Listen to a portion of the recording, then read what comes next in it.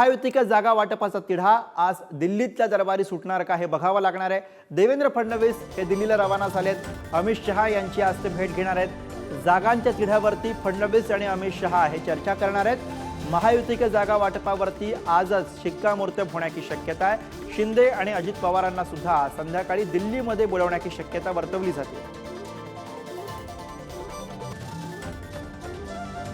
आणि याविषयीचे अधिक अपडेट्स घेऊया। शिवाजी काळे थेट दिल्लीवरून आपल्या सोबत आहेत। शिवाजी, एकूणच महायुतीमधल्या जागा वाटपाचा तिढा आज सुटणार का? देवेंद्र फडणवीस दिल्लीला पोहोचतायत, पण मग शिंदे आणि अजित पवार यांना सुद्धा बोलावणे येणार का? काय माहिती मिळते? आज खरं तर सीईसीची बैठक आहे आणि सीईसीचे सदस्य म्हणून राज्याचे उपमुख्यमंत्री देवेंद्र फडणवीस हे दिल्लीत दाखल झाल्याची माहिती मिळत आहे। आणि सगळ्यात महत्त्वाचं त्यांच्या समोर हे असणार आहे की सीईसीच्या बैठकीमध्ये सर्व राज्यांच्या जागा वाटपावरती जेव्हा चर्चा होते तेव्हा देखील देवेंद्र फडणवीस उपस्थित असतात। मात्र खऱ्या अर्थानं जागांचा तिढा जो आहे तो महाराष्ट्रामध्ये आहे। महायुतीसाठी इतर राज्यांमध्ये जर विचार केला तर सुपीक वातावरण आहे असं भाजपचा दावा आहे। मात्र महाराष्ट्रामध्ये जे आकडे समोर येत आहेत त्यानुसार जर पाहिलं तर महायुतीसाठी महाराष्ट्रामध्ये वातावरण तितकं राजकीय ठीक नसल्याचं समजतंय। आणि त्यातच आता रामटेकची ही एक जागा आहे, त्या रामटेकच्या जागेवरती कृपाल तुमाने हे सध्या खासदार आहेत आणि कृपाल तुमाने यांचं तिकीट कापलं जाण्याची शक्यता आहे। आणि ही जागा भाजपकडे देण्यात येण्याची शक्यता व्यक्त केली जाते। त्यामुळे कृपाल तुमाने यांनी देवेंद्र फडणवीस यांची भेट घेऊन मी कमळावर लढण्यासाठी तयार आहे असं सांगितलं देखील समजतंय। दुसरी जागा म्हणून जर आपण पाहिलं तर म्हाडाच्या जागेमधून एक राजकीय उद्वेग पाहायला मिळतोय। पक्षांतर्गत बंडाळी या ठिकाणी महायुतीमध्ये झाल्याचं पाहायला मिळतं। त्यामुळे म्हाडाची जागा बदलण्याची शक्यता व्यक्त केली जात असताना राज्यातल्या नेतृत्वाने सांगितलेलं आहे की जागा बदलली जाणार नाही, कारण इतर जागावरती याचा परिणाम होऊ शकतो। तिसरी महत्त्वाची जागा आहे साताऱ्याची। साताऱ्याच्या जागेच्या संदर्भात चर्चा करण्यासाठी खासदार उदयनराजे भोसले थेट दिल्लीमध्ये दाखल झाले आहेत 3 दिवसापासून केंद्रीय गृहमंत्री अमित शहा यांची भेट घेण्यासाठी। मात्र जी माहिती मिळत आहे केंद्रीय गृहमंत्री अमित शहा यांच्या कार्यालयाकडनं राज्यामधील चर्चा या सगळ्या जागांसाठी सुरू आहे।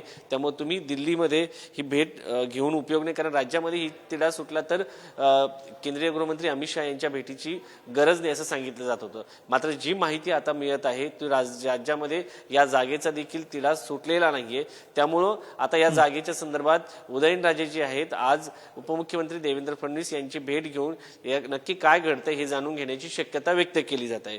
सगळ्यात महत्त्वाची एक जागा आहे ती म्हणजे अमरावतीची। अमरावतीच्या जागेवरून अपक्ष राहिलेल्या नवनीत राणा ह्या भाजपच्या कमळावरती लढण्याची शक्यता व्यक्त केली जात असताना पारंपरिक आपलाच मतदारसंघ आहे असं शिवसेनेच्या शिंदे गटाचं म्हणणं आहे आणि त्यांच्या आनंदराव अडसूळ या जागेवरून इच्छुक आहेत। त्यामुळे त्यांना या जागेवरून तिकीट देण्यात यावं यासाठी ते आग्रही असताना पाहायला मिळतं।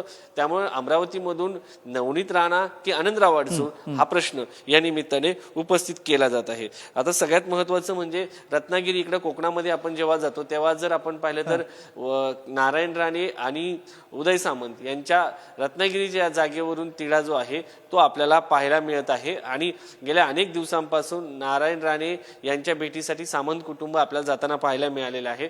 मात्र आता राणे कुटुंबातील सदस्य या जागेवर उभे राहणार की शिंदे गटाला ही जागा जाते हे देखील पाहणं महत्त्वाचं आहे।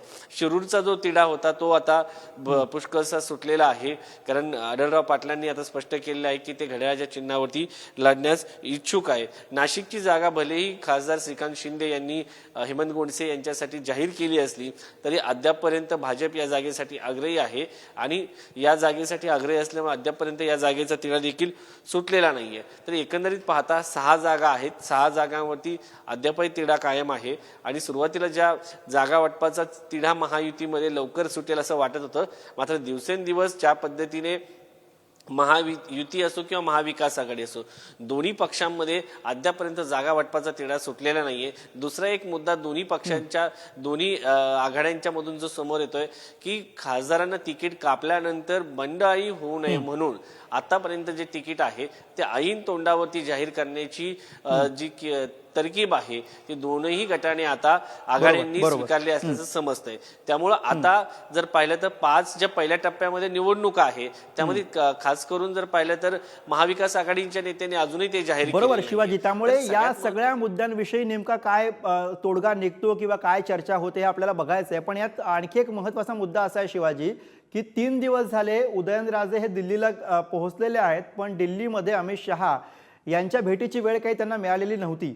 आज ती वेळ मिळालेली आहे का आणि उदयनराजे आणि अमित शहा यांच्यामध्ये आज भेट होण्याची काही शक्यता आहे का? काय कन्फर्मेशन मिळत आहे का?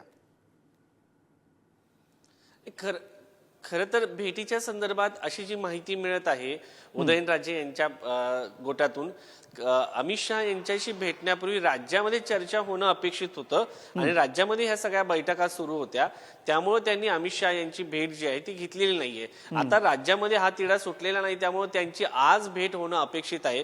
त्या अगोदर ते राज्याचे नेतृत्व करत असलेले देवेंद्र फडणवीस यांची भेट घेतील, त्यांच्याकडनं त्यांचं म्हणणं जाणून घेतील आणि यानंतर ते त्यांचा पुढचा निर्णय घेतील केंद्रीय गृहमंत्री अमित शहा यांना भेटायचं की नाही.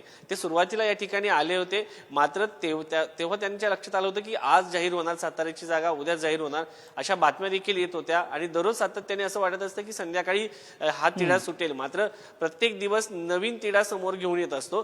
त्यामुळे सगळ्यात महत्वाचा प्रश्न हा होता की खासदार उदयनराजे हे साताऱ्याच्या जागेसंदर्भात राज्यात बैठका सुरू असताना केंद्रीय गृहमंत्री अमित शहा यांची भेट घेऊन नक्की काय करणार हा प्रश्न होता. त्यामुळे त्यांनी वेट अँड वॉचच्या भूमिकेमध्ये राहिले होते. आता हा तिढा राज्यामध्ये सुटलेला नाही, त्यामुळे आज संध्याकाळपर्यंत त्यांची भेट होऊ शकते किंवा आज देखील दुपारपर्यंत त्यांची भेट होणं अपेक्षित आहे. पण त्या अगोदर देवेंद्र फडणवीस यांच्याशी ते चर्चा करतील आणि त्याच्यानंतर ते पुढचं पाऊल उचलतील.